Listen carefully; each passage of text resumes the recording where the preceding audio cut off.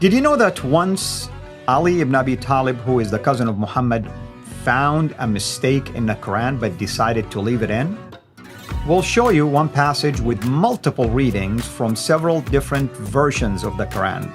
Just a few more examples of errors and contradictions in this perfect book called the Quran.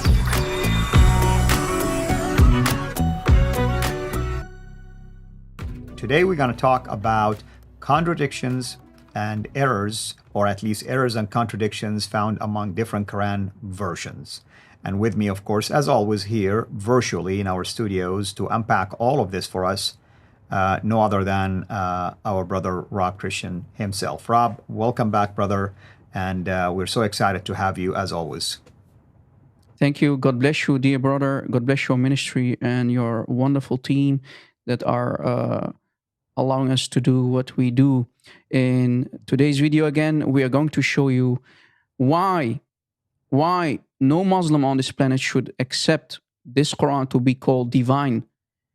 Actually, in this video, we're going yet again prove to you that the Quran of today has been tampered with, has been corrupted by the early Muslims. And we're going to give you at least two examples. We will start with chapter 56 of the Quran. Again, chapter 56, ayah 29. And let's see what the Ali ibn Abi Talib, who is one of the four rightly guided caliphs, right? The Rashidun. That's right. The fourth one, the last one, Ali ibn Abi Talib, who happens to be a family member of Ahlul Bayt, right? From the family of Muhammad. What did he say about this ayah? Let us show you. According to Ali ibn Abi Talib, my friends, he said, and I quote, "There's a mistake in chapter 56, ayah 29, and here is why." To make it more clear for you guys, I put on the screen here what the words that we're looking for. Talh and Talar. As you see on the left, Talh, the Arabic word, means big thorny trees which camels, let's say, love to eat from or feed on. You know, these thorny trees, and camels can handle that. They have like a really thick tongue, and they can eat the green stuff on the trees, and they love to eat that. But on the other hand, the word tala, date or pollen sacs, on the right. So Ali ibn Abi Talib, when a scribe or when a reader in front of him was reading the Quran, reciting the Quran, Ali ibn Abi Talib said, "Stop! What are you doing? You just read it wrong. That's not the way our prophet, the Prophet of Islam, gave it to us. You just made a mistake." And here is the proof, my friends. In Tafsir al-Baghawi, again, in Tafsir al-Baghawi, for the same chapter, same ayah, chapter 56, ayah 29, we can read, "A well-known tradition, often cited in classical sources, tells us the story of a man, another man, reading the Quran in front of Ali ibn Abi Talib. The man, when he was reading the Quran, chapter 56, ayah 29, and read, وَطَلْحٍ مَنْدُودٍ, big thorny trees, as we explained. But Ali objected and said," who? Ali ibn Abi Talib himself said, "What does this have to do with the talh, big thorny trees, which camels usually feed on? It should be talh, clustered dates or pollen sacs, just like chapter 50, ayah 10, as you see." Yes. And Ali objected and said that the Quran should never be changed anymore. So when the reader in front of Ali, he said to Ali, "Should we change it? Should we fix the Quran? Because you just objected, Ya Ali ibn Abi Talib." Ali said, No. I know there is a mistake in it, but please leave it, because the Quran should never be changed anymore." So Ali, my friends, the conclusion is Ali knew that there is a mistake in chapter 56, ayah 29, yet he said, "No, leave it. We know there's an error, but leave it. We should not change the Quran. Keep the mistake in it." What an amazing thing, brother? Isn't it, brother? So that tells me also that Ali himself kind of like second guessing himself. Is like, just in case, let's just leave it there. We do not want to really mess with it. If you were convinced that this is a change, why wouldn't you change it? Or the second part is that he recognized that this mistake has spread already. So if he changed it, it's not going to make a difference anyway. Should just leave it. So imagine, brother, Ali knew that there were mistakes in the Quran, yet he would not dare. Ali ibn Abi Talib himself would not dare to play with the Quran and fix it while knowing there's a mistake. He said, no, leave it. We know there's a mistake, but leave it. We are not allowed to play with the Quran. So, my Muslim friends, my brothers and sisters in humanity, we do not hate you. But as you see, even Ali recognized that there is a mistake, a huge error. Yet he said, we are not allowed to play or fix, let alone fix the Quran. So today's Quran, again, contains another mistake. This is only a tiny example, my friends, but let us show you more that are really embarrassing and proving that the Quran of today has many disasters in it. And the next topic that I want to talk about is Hafs version, the Hafs version, the most popular version of today, the reading of Hafs versus other versions, other readings of the Quran that circle around the world, that many countries like, let's say, Libya or Morocco are using in their mosques. They don't use the Hafs. Actually, even in Morocco, they would not even allow you to bring your Hafs version. They reject the Hafs version. They only use, for example, the Warsh version, right? And here's an example that I myself love to call the mother of all variants. So the Hafs versus other versions. Let me show you. Here is the ayah that I would love to bring, and it's chapter 37, ayah 12 of the Quran. And as you see here in the Arabic on top, we see Hafs an Asim. So this is the qira'ah, the reading of Hafs, the number one popular version, the most used version of the Quran of today. It says in the Arabic, بَلْ عَجِبْتَ وَيَسْخَرُونَ. The word that we are looking for is عَجِبْتَ, ending with an a, right? Alif, basically. And, they put a fatha on top, the T, the ta, it becomes عَجِبْتَ. So what does it mean? But you, Muhammad, in context, but you, Muhammad, you are shocked, you wonder, while your enemies, while they mock you. So it's talking about who, brother? Muhammad. And I want everybody to focus and pay attention on the you. But you, Muhammad, in context, wonder, you are shocked that your enemies are mocking you. But brother, let me show everybody the shocking contradiction in the other variants, other versions that are nothing but a variant, a contradiction of this ayah. And automatically it becomes a contradiction in one of the main doctrines in Islam. Watch. If we go to the next slide, same ayah, same chapter, same ayah.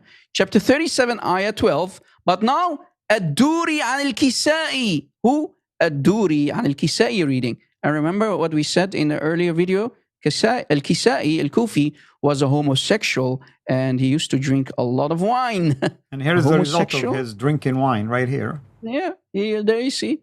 And Ad-Duri basically got it from him. So Ad-Duri an al-Kisai al-Kufi. This one says, same ayah, same chapter. بَلْ عَجِبْتُ وَيَسْخَرُونَ. So in the end, the O, right? The other vowel on top, the T, the ta. But in context, it's about Allah, not Muhammad. But I, meaning Allah, wonder while they mock. Wait a second. The Hafs version just said that it's Allah, Muhammad who is wondering, who is shocked. But in the Ad-Duri an al-Kisai version, it says Allah. Yeah. And this is a problem in one of the main doctrines. How can Allah be shocked? So clearly, in Ad-Duri's version here, Allah sounds like a human. He is weak. He can be shocked. Right, and basically, the first one is in the second person singular. This one in the first person singular.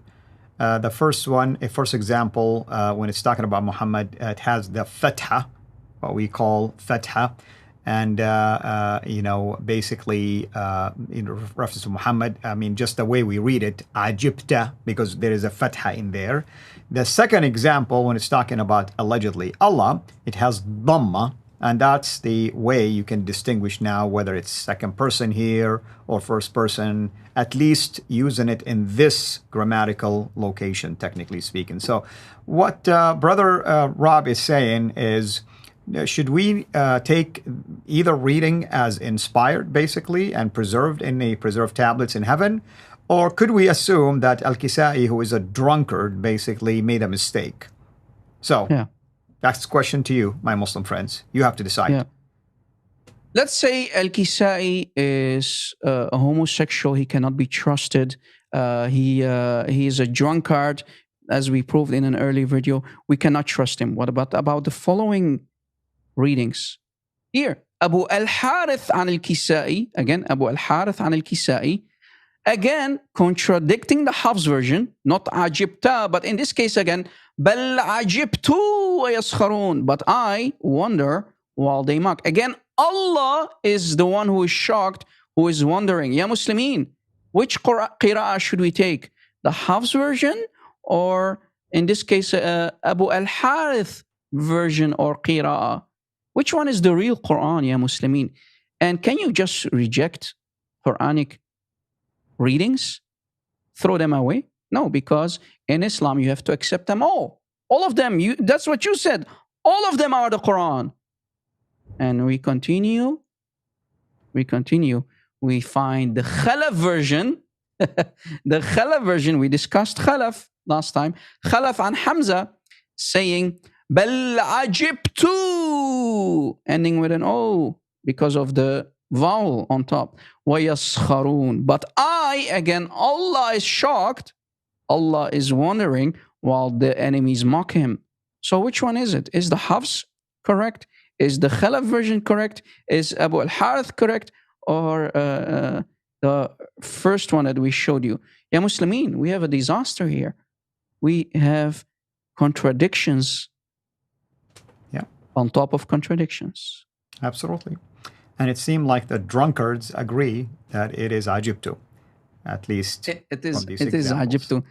So, and we showed you 3, but actually I can show you even more. There are 6, my friend, that I found. 6 different versions, 6 different readings, as the Muslims love to call them, that contradict the Hafs. Absolutely. Yeah. Should we continue with that in the next part and show these examples? No, there's no need. But if you want to show one more, maybe. Yeah. No, we can.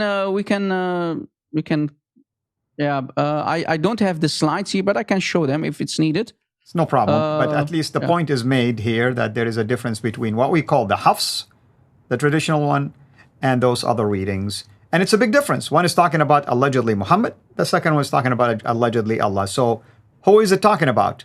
Muhammad or Allah? Don't tell me it's the same.